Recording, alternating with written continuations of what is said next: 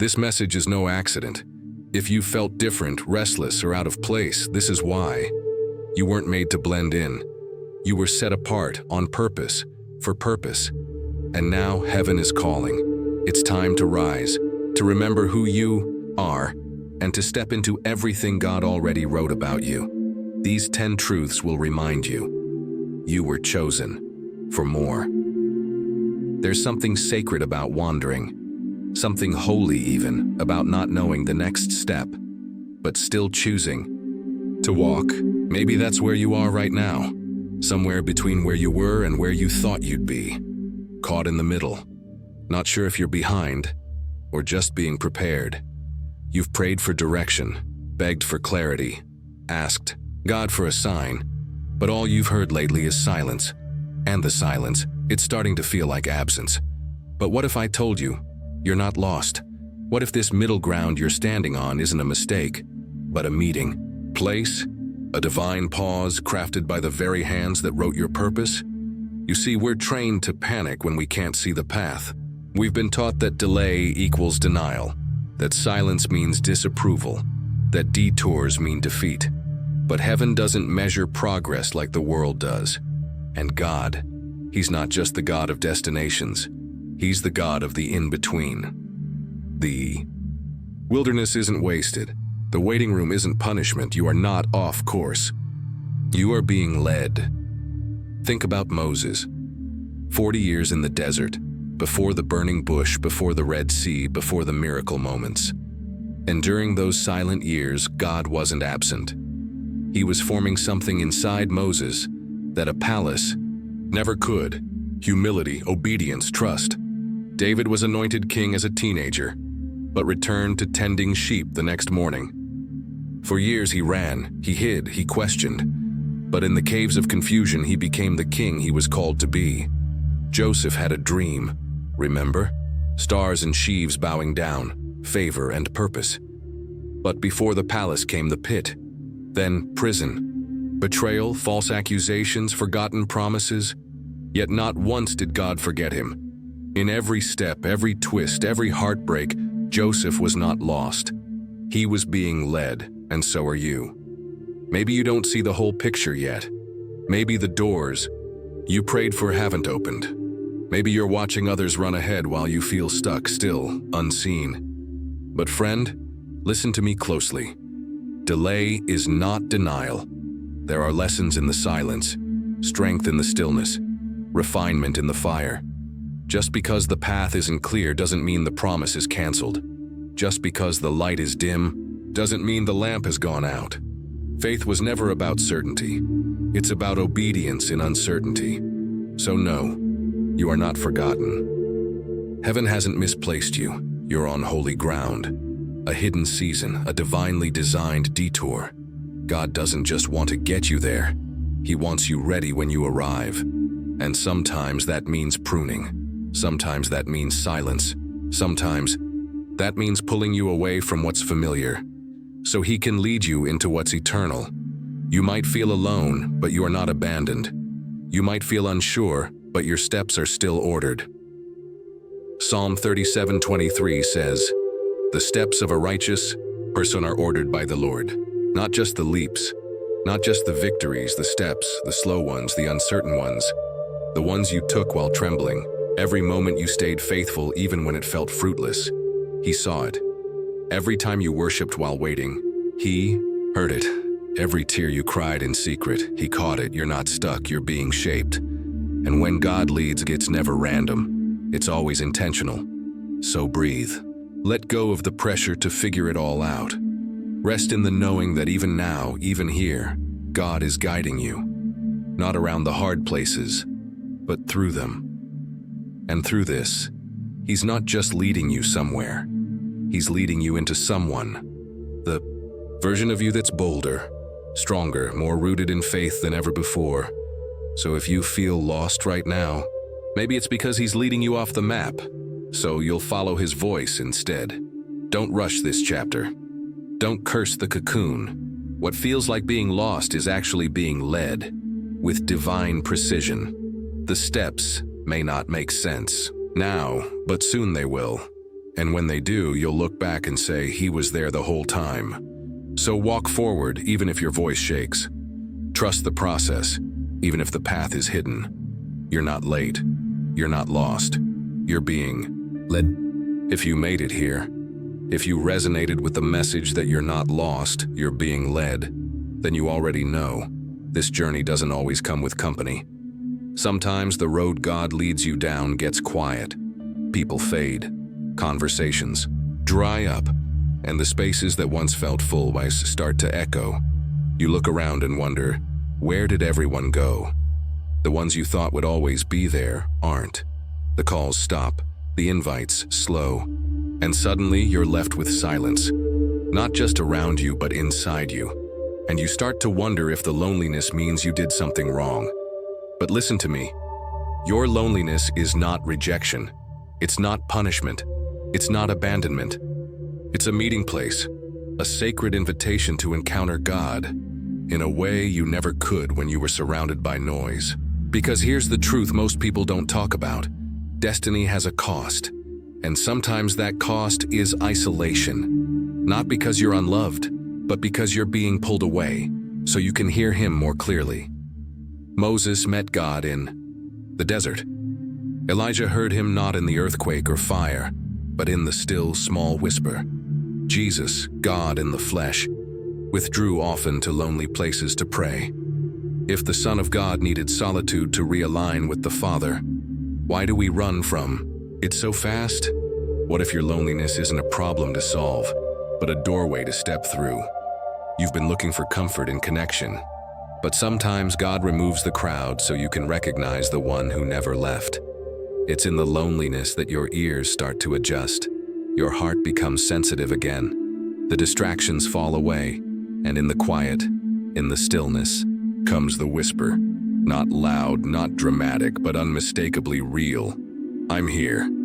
The presence of God doesn't always announce itself with lightning. Sometimes He simply shows up in your tears, in the breath between your questions, in the moments you think no one sees you. And He sits with you there, because the wilderness wasn't designed to crush you. It was designed to strip away the noise, so you could recognize the nearness of a God who's not afraid of your emptiness. Maybe He's not punishing you with distance. Maybe He's drawing you into deeper intimacy.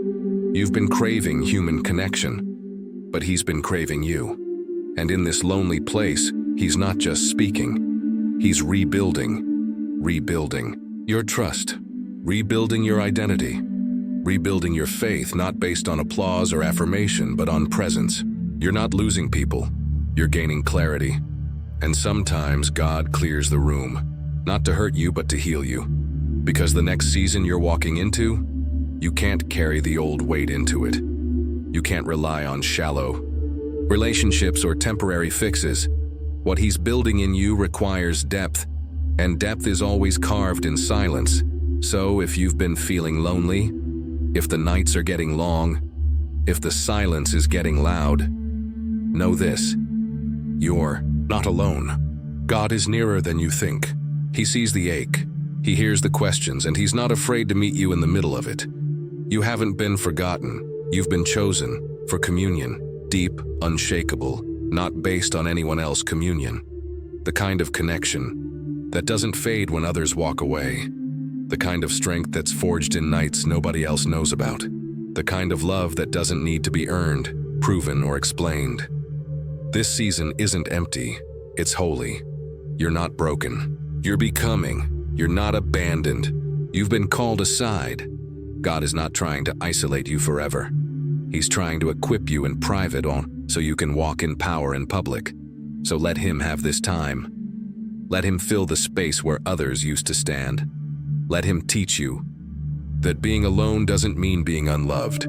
Because when you meet God in the lonely places, you stop settling for counterfeit closeness. You stop begging for company and start walking in confidence. You stop fearing silence and start recognizing it as a sanctuary. This is not the end of your story. This is the secret place. And from here, everything changes. If you've been walking through the quiet, if you've sat in the loneliness and met God there, then something else has probably started to happen. In that stillness, dreams have started to whisper again. Not loud, not all at once, but like embers flickering to life in the ashes of what you thought had burned out. And maybe you've tried to push them down because it hurts to hope, because you've hoped before, and it didn't happen the way you thought. But here's the truth. Those dreams, they didn't die. They were buried so they could grow roots. And now, they're starting to rise. Not because you're trying harder, but because heaven is breathing on what it planted in you. The dream in your heart isn't random. It's not your ego. It's not your imagination gone wild. It's an echo, a divine echo of something spoken over your life before you were ever born. Jeremiah 1:5 says, "Before I formed you in the womb, I knew you. Before you were born, I set you apart." That dream, that fire in your bones you can't shake, that vision that won't leave you alone, it's the sound of heaven calling you to alignment with your assignment. You weren't made to drift. You weren't built for survival. You were made to build, to create, to release something into the earth that only you can carry. And maybe you don't feel qualified. Maybe you're saying, "But I'm not ready." Good. That means you're in the perfect place for God to do what only He can. Because here's the thing, God rarely calls the qualified. He qualifies the called. And He uses dreamers. He used Joseph, a teenager with visions nobody understood. They laughed, they hated, they betrayed. But the dream didn't die. It traveled with him into the pit, into the prison, into the palace. Why? Because dreams that come from God are resilient. They bend, but they don't break. And even when the dream looks dead, even when nothing around you reflects what's inside you, God is still at work, still aligning, still preparing, still writing a story that makes room for what He spoke over you. And yes, dreams take time, but delay doesn't mean denial. Sometimes the longer it takes, the bigger the purpose. You're not just building a dream, you're building a legacy. One that will outlive you, one that will shift atmospheres, one that will unlock others. Because your dream, it's not just for you, it's for the people on the other side of your yes. The ones who will find freedom in your obedience.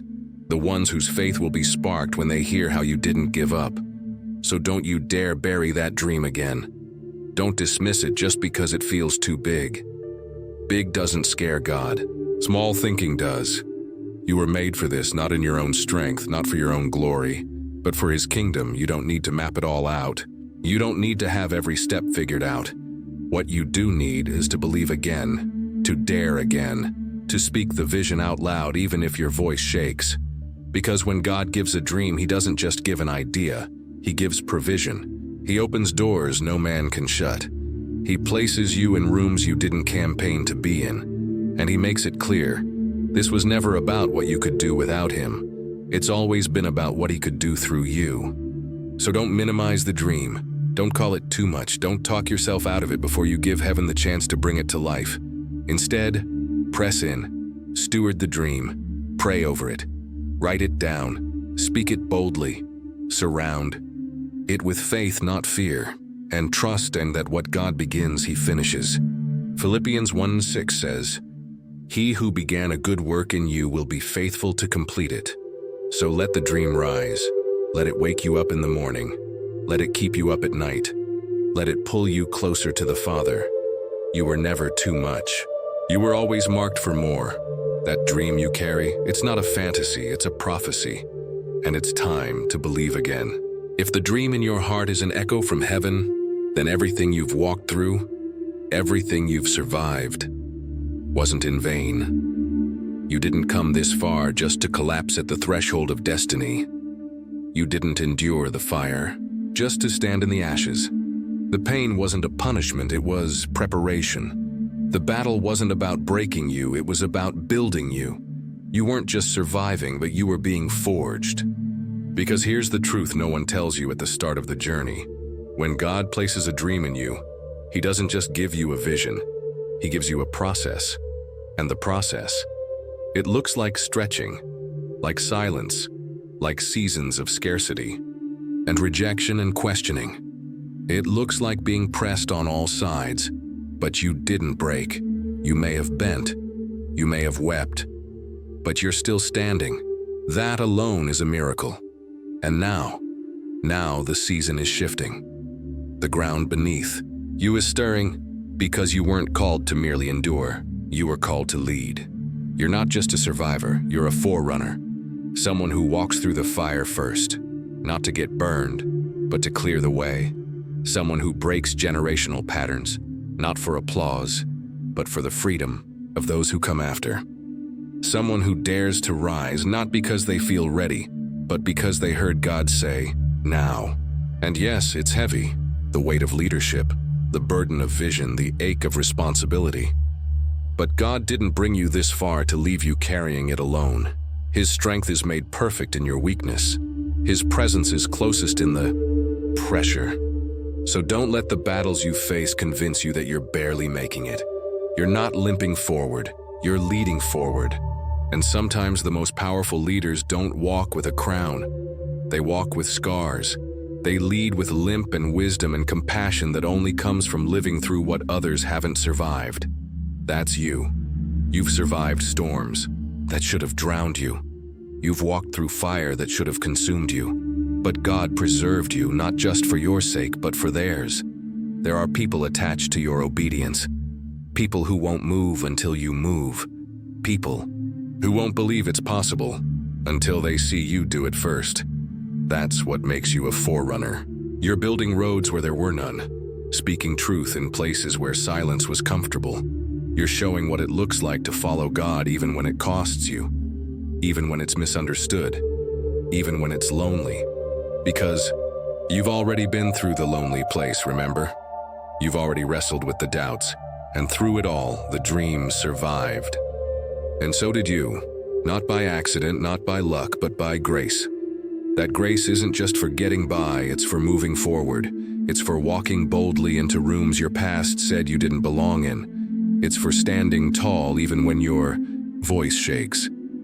Because you carry authority now, not because of what you've gained, but because of what you've survived. You've been refined in fire, tested in isolation, strengthened in silence. And now, you are becoming the thing you once prayed for, the answer to someone else's cry. You were never meant to just escape the pit. You were meant to go back with keys in your hands, so others can get free too. That's what legacy looks like. That's what calling really is. You're not here to compete. You're here to pioneer, not to impress, to impact. And the world may never fully understand the cost of your calling, but heaven does. Heaven has seen every sleepless night, every silent prayer, every moment you chose obedience over comfort, and heaven honors it. So don't shrink now. Don't let your past define your pace. You've survived. Now, it's time to lead. You've survived. You've led. You've carried weight that would have crushed someone else, and maybe now you're asking, why has it been so hard? Why have I faced battle after battle, even before I knew who I was? The answer is simple. The enemy saw your potential before you did, before you ever stepped into your purpose, before you ever believed you were called. Hell recognized the mark of heaven on your life and tried to silence it. That's why the attacks came so early. That's why the trauma hit before you could even spell calling. Because darkness always tries to destroy what it fears, and the enemy feared you, not for who you were at the time, but for who you would become. A threat, a breaker of chains, a voice in the wilderness. You don't get attacked like that for being ordinary. You were marked before you were even aware of it. And sometimes the proof of your anointing isn't the applause. It's the adversity. It's not who clapped for. It is who came for you. And let's be honest, some of the hits weren't subtle. You were wounded by people you trusted, betrayed in places you should have been protected. The enemy used confusion, lies, abuse, addiction, shame, and all of it was designed to make you forget who you are, to distract you, to delay you, to convince you that you're disqualified. But here's what hell underestimated: resurrection power, the kind that takes what was meant to destroy you and uses it to define you, the kind that turns a pit into a platform, a scar into a sword, a broken place into a birthplace for something. To you what the enemy meant for evil, God has already been flipping for good. Just ask Joseph, betrayed by his brothers, thrown into a pit, sold into slavery, falsely accused, forgotten, and yet, at the exact moment God had ordained, he was elevated, not just to survive but to rule, not for revenge but for redemption. And when he stood face to face with the very ones who hurt him, he didn't say, "You ruined me." He said, "You meant it for evil, but God meant it for good." That's the power of purpose. That's what the enemy can't stand. You didn't just make it out. You're coming back with power. Power to speak what you used to be afraid to. Power to shine where you were once told to shrink. Power to walk boldly into rooms your pain tried to lock you out of. And it terrifies the enemy. Because now, you know who you are, and even more dangerous, you know whose you are. That kind of revelation is a weapon. That kind of identity can't be bought, faked, or manipulated. It's forged in fire, proven in pain, and birthed in battles no one but God saw you fight. So don't be surprised when opposition comes. Don't think it means you're off track. Most of the time, it means you're right where you're supposed to be. The enemy doesn't waste time chasing what isn't a threat, and you, chosen one, you are a threat to darkness, to cycles, to generational curses. You're not just fighting for yourself anymore. You're fighting for your children, your legacy, your city. And that's why the pressure has felt so intense. It's because the calling is real. You felt the weight of what's on your life, even when you didn't have the language for it. And now, heaven is confirming it. You are not crazy. You are not cursed. You are not too late.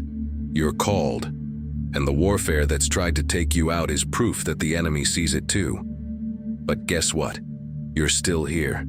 You're still standing. You're still moving forward. And every step you take in obedience, every time you say yes when it cost you, every moment you choose purpose over fear, hell trembles. So rise, not with bitterness, but with boldness, not to prove your worth, but to walk in what's already yours. The enemy may have seen your purpose early, but now, so do you. Now you see it. You see what the enemy saw all along, the calling, the authority, the purpose that scared hell itself. And maybe for the first time, you realize why you've never quite fit in. Because you weren't meant to. You were born to shift atmospheres, not blend into them. That uncomfortable feeling you've carried your whole life. That tension in rooms where you felt like the extra, it wasn't rejection. It was revelation. God never created you to be part of the background. He set you apart to change the temperature of the room the moment you walk in. You weren't meant to adjust to the atmosphere. You were meant to carry heaven into it. And yes, there's a cost, because when you carry something different, people notice.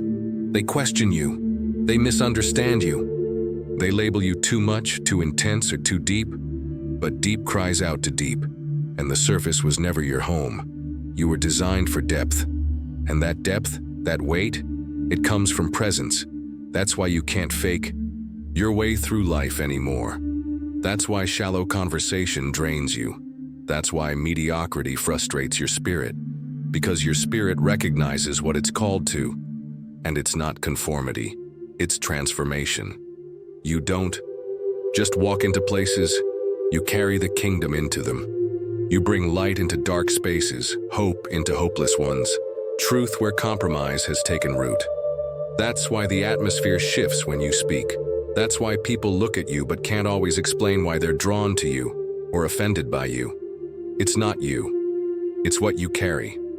You carry the fragrance of the throne room. You carry a word in season. You carry discernment, fire, clarity, conviction. And when you walk in alignment with your identity, darkness doesn't stand a chance. But hear me, this is not about being better.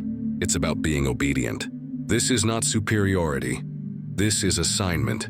You were never meant to be normal. You were meant to be a catalyst, a holy disruption in a culture of compromise, a forerunner in a world that's settling for comfort, a lighthouse for those still lost in the fog. And no, your boldness will not always be applauded. Your faith may make people uncomfortable. But don't shrink to soothe their comfort zones. Don't dim your fire to protect their feelings. Jesus flipped tables not to be liked, but to bring alignment. Esther didn't risk her life for approval. She did it to save a nation. Gideon didn't feel qualified, but he obeyed anyway. Every atmosphere shifter in Scripture had to face the fear of standing out. But standing out is what obedience looks like when God calls you to stand in places no one else is willing to. And yes, you'll feel the pressure to tone it down. To be less, quieter, nicer. But God didn't call you to play nice with darkness. He called you to confront it with light. He didn't raise you up to echo the world's opinions. He raised you to speak His word with power. And He placed something inside you, something holy, something that doesn't conform. It convicts, it shifts, it exposes and heals and restores and ignites. And that's why the enemy tried so hard, to make you insecure. That's why he tried to get you to tone it down, doubt your voice, second-guess your instincts.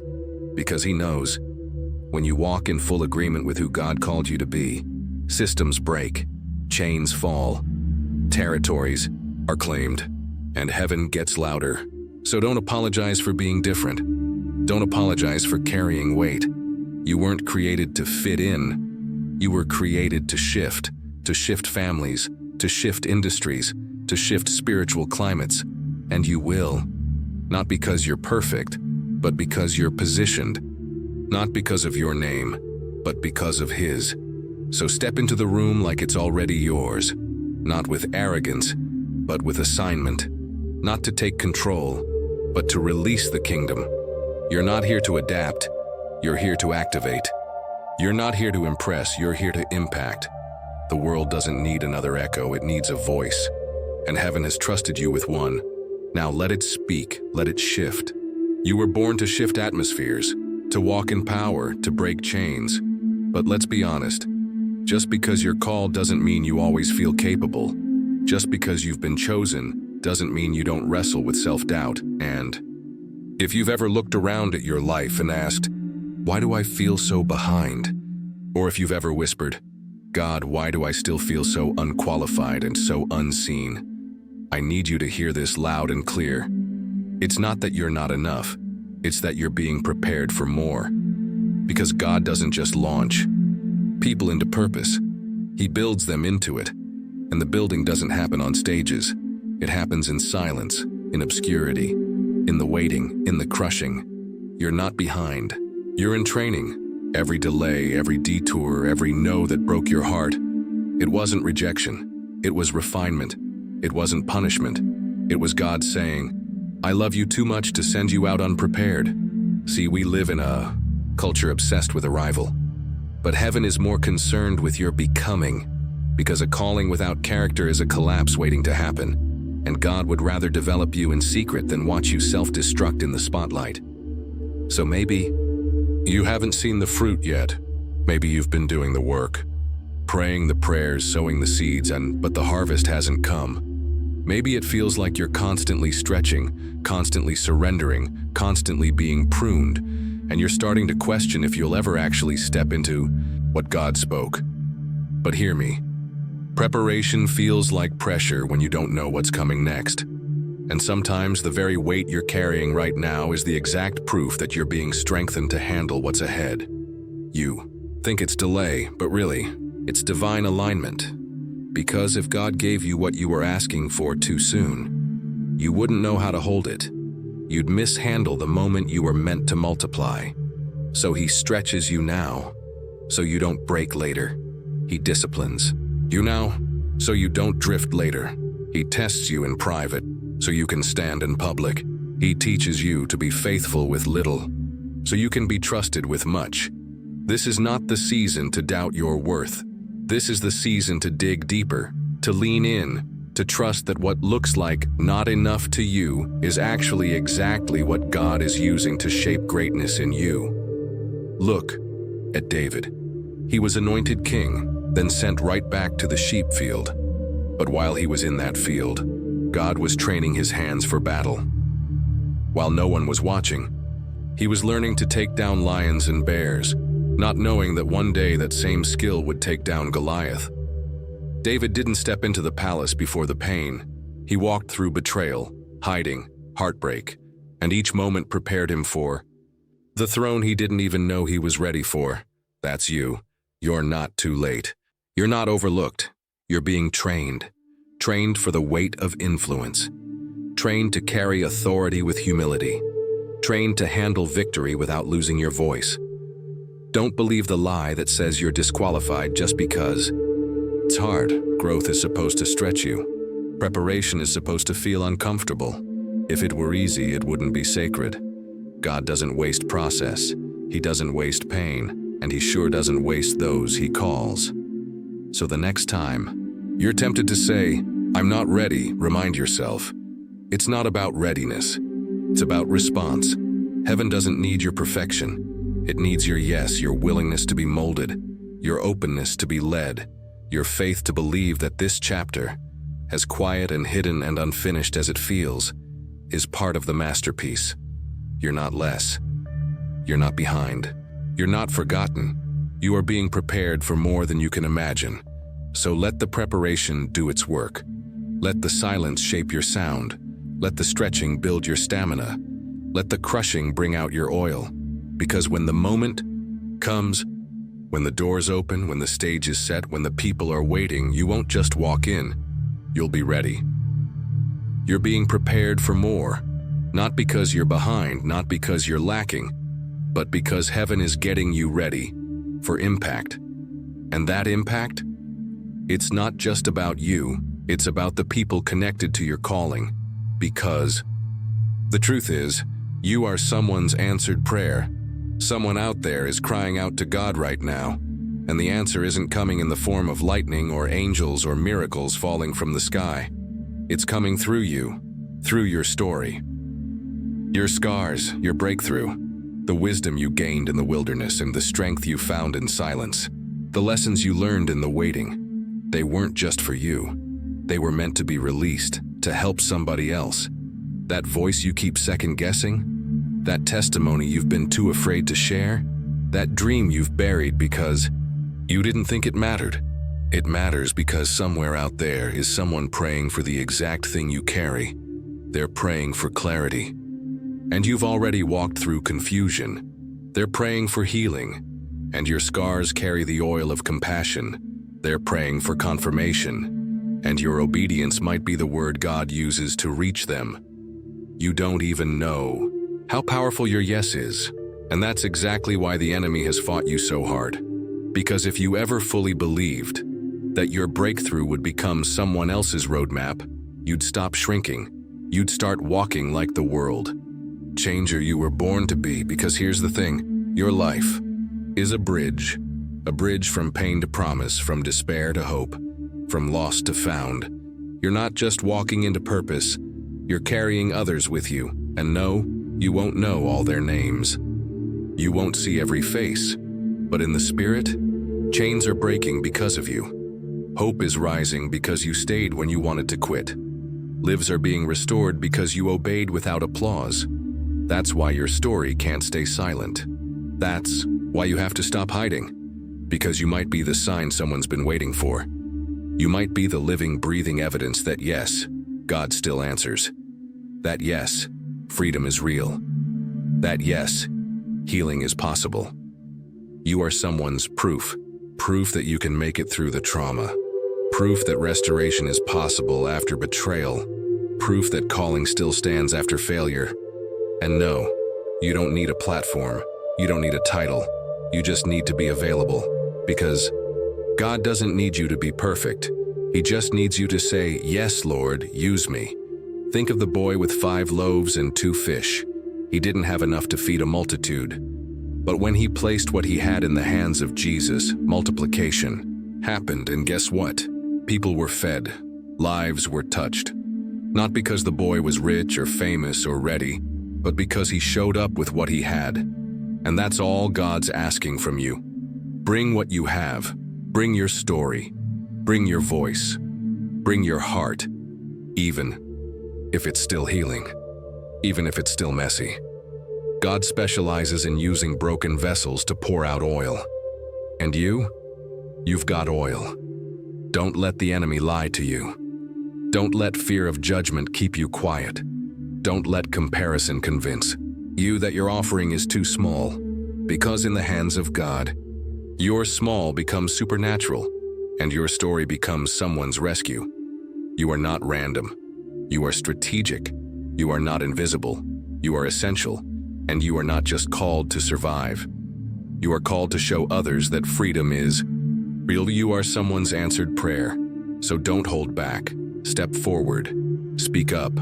Pour out. Someone is waiting for the move of God that will flow through your obedience. And heaven is watching, cheering, moving, all because you said yes. You are someone's answered prayer. You're not here by chance. You're here because God trusted you to carry something that heaven wanted released on earth. But maybe lately, you felt the tension, the weight, the ache of invisibility. You've obeyed. You've surrendered. You've been faithful behind the scenes, but no one clapped, no one noticed, and a quiet question started creeping in. Does anyone even see me? God, do you? If you've ever asked that, if your soul has ever wrestled with the silence of the secret place, let me tell you something that could change everything. Hidden doesn't mean forgotten. It means preserved. You weren't buried, you were planted, and planting always feels like covering at first. But in the kingdom, what looks like hiding is often heaven's way of protecting. Because what God is growing in you is too valuable to be exposed before it's ready. You see, diamonds are formed in pressure, but they're also hidden in darkness. Wine is aged in cellars, not spotlights. And prophets are shaped in caves, not stages. So if you feel unseen, overlooked, passed by, maybe it's not rejection, maybe it's preservation. God hides what he values. Think about Moses, before he led millions. He spent 40 years in the desert, not punished, preserved. Think about David. Before the crown ever touched his head, he was hidden in a field with sheep and songs no one heard, not forgotten, preserved. Even Jesus, God in the flesh, lived 30 years in obscurity before stepping into public ministry. The Son of God wasn't overlooked. He was being prepared, protected, preserved. So what if this season of silence isn't a sign you've been abandoned, but a sign you've been entrusted? What if heaven said, cover them for now, they're still becoming? Because premature exposure can be dangerous. If you step out too soon, the weight of visibility might crush what's still developing. But when God hides you, he's not holding you back. He's holding you together. He's maturing your roots. So when the winds come, and they will, you won't just stand, you'll thrive. So no, this season hasn't been a waste. It's been sacred. Hidden, seasons are holy ground. They're where identity is clarified, where motives are purified, where intimacy is forged, not with a crowd, but with the King. And intimacy with God will always require a willingness to be unseen by people. Because applause can't sustain you. Likes won't make you last. Platforms can rise and fall, but presence is eternal. And God is more interested in your oil than your image. He's not just developing your gifting. He's anchoring your character. So when the moment comes, when the door opens, when the spotlight hits, you'll have something deeper than charisma. You'll have substance. You'll have been forged in fire, refined in the silence, and proven in private. That's what makes public impact sustainable. Because when God reveals what he's preserved, no man can shut the door, and the world won't just see someone with talent. They'll see someone with authority. And authority only comes from hidden places. So don't despise the cave. Don't rush the release. Don't curse the quiet. Because in this hidden place, heaven is still working, still watching, still writing. You may feel like you've been overlooked, but the truth is, you've been preserved for such a time as this. And when your moment comes, you won't just appear. You'll emerge, rooted, ready, refined. So if you're in the hidden place right now, lift your head, take heart. Because being hidden by God is the safest, most strategic place you could ever be. Hidden doesn't mean forgotten. It means God is saving the best for the appointed time. You've been hidden, preserved, protected, not buried, not forgotten. You've been growing roots in silence. And now, as that silence starts to break, you're beginning to realize something deeper. All this time, when the world thought you had nothing to say, when they misread your stillness as insignificance, heaven was writing a strategy. Because your silence wasn't weakness, it was warfare. It was wisdom. It was the setup for something so much greater. See, the world rewards noise. The loudest voice, the fastest rise, the most exposure.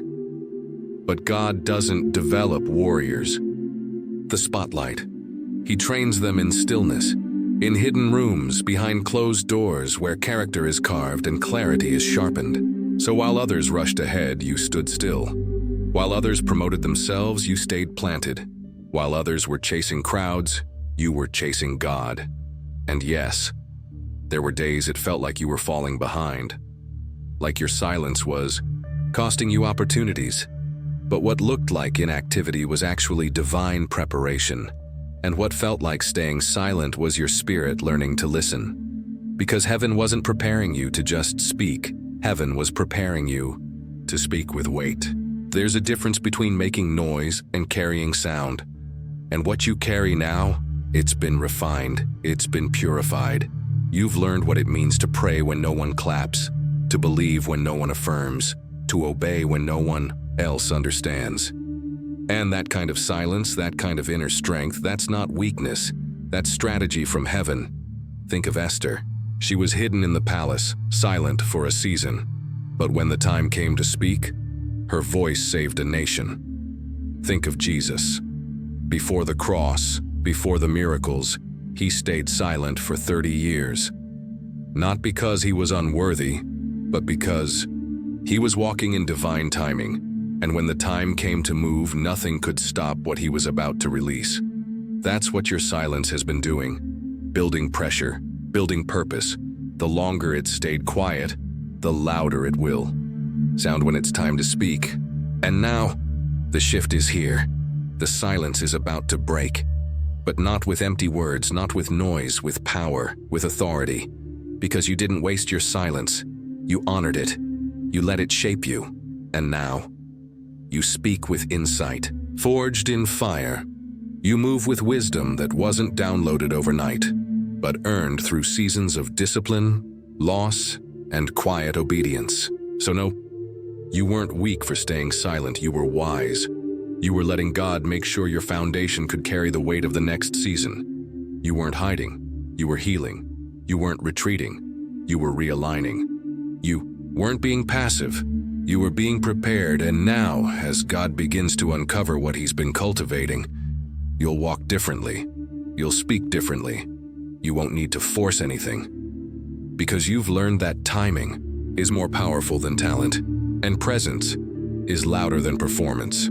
So to the one who stayed silent while others shouted, to the one who waited while others ran ahead, to the one who stayed in the secret place, wrestling with unseen battles, birthing things in prayer. Heaven saw you, and now heaven is about to release you. Not to echo the noise, but to shift the atmosphere. Not to impress, but to impact. Because your silence wasn't an absence, it was an anointing in disguise. And what's coming next won't be loud for the sake of being loud. It will be loud because it carries heaven's weight. So lift your head, clear your throat. The silence is over, it's time to speak, and when you do, hell will tremble. Not because of how loud you are, but because of the weight behind your whisper. Your silence wasn't weakness, it was strategy. And now, it's time. If this message spoke to your heart, if something stirred deep in your spirit, don't leave without taking a step. Hit that subscribe button so you never miss a word that's meant for your journey. Share this with someone who needs a reminder that their silence, their struggle, their season, it still has purpose. And hey, thank you. Thank you for showing up, for listening, for leaning in. You're not just a viewer. You're part of something sacred.